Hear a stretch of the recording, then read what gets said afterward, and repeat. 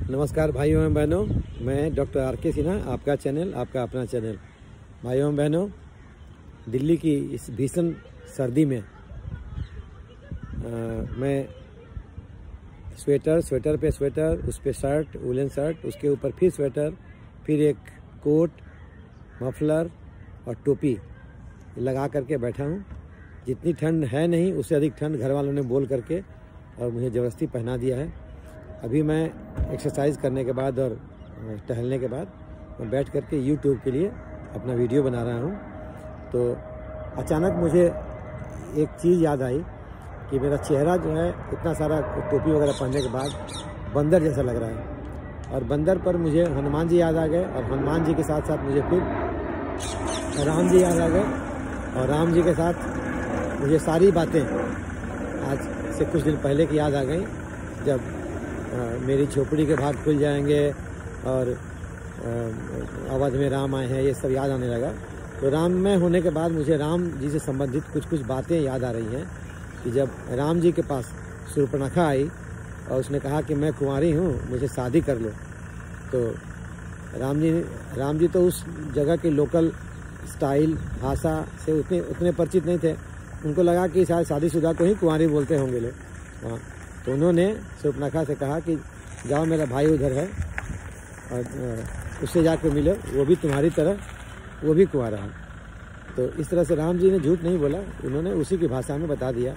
अब वहाँ जब लक्ष्मण जी के पास वो गई और बोली कि मैं षोड़शी सुंदर हूँ, शादी कर लो, और लक्ष्मण जी तो मतलब वहाँ पर भैया की सेवा करने अपने आए थे।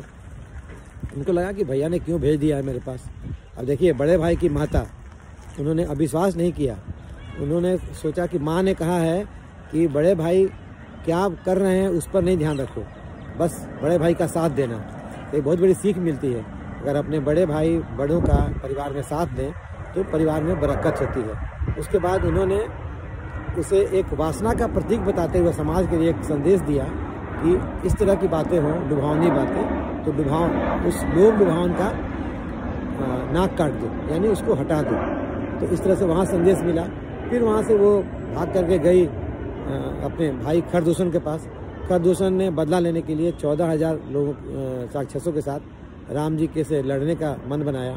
तो राम जी ने भी क्या किया कि एक ऐसा कुछ माया मोह रचा कि हर राक्षस को चारों तरफ राम ही दिखाई देने लगा। अब राम जी को मारने के चक्कर में उन लोगों ने अपने ही 14,000 लोगों को मार डाला। मतलब अगर हम राममय हो जाएं, हर तरफ राम को देखें, अपने पड़ोसी में, अपने लोगों में, सब में राम को देखें, तो बुराई को सब समाप्त किया जा सकता है। उससे एक बहुत बड़ा संदेश मिला।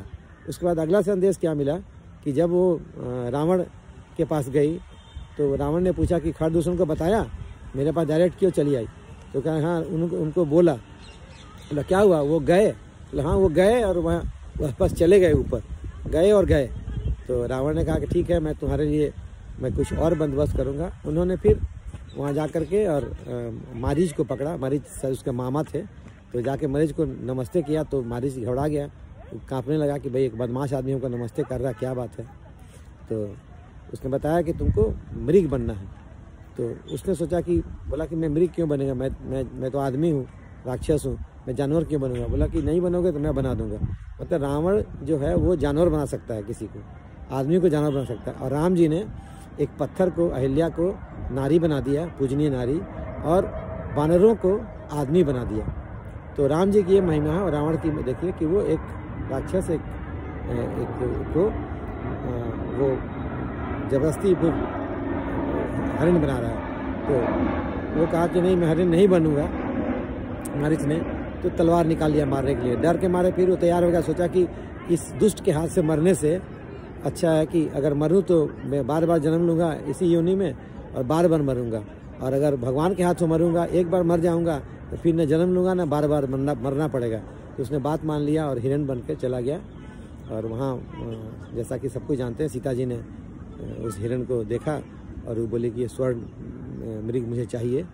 तो उसने कहा कि अरे ये छलावा है, तुम नहीं जानती हो? बोला छलावा है तो कोई बात नहीं, मुझे यही चाहिए।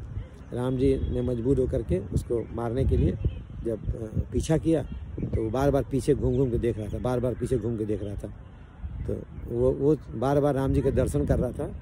तो इसमें कई सारी बातें छिपी रहती हैं इसमें, कि वो जानता था कि मेरा अंत समय निकट है, अगर राम जी को देख के मैं मरूंगा तो मैं सीधे राम जी के चरणों में जाऊंगा। तो ये सब राम में होने के बाद यही सब बातें मन से निकलती हैं। और जो टोपी पहन के मेरा चेहरा बंदर जैसा हुआ, तो मैंने बंदर के साथ हनुमान जी को याद किया, जो कि राम जी के सबसे बड़े भक्त हैं।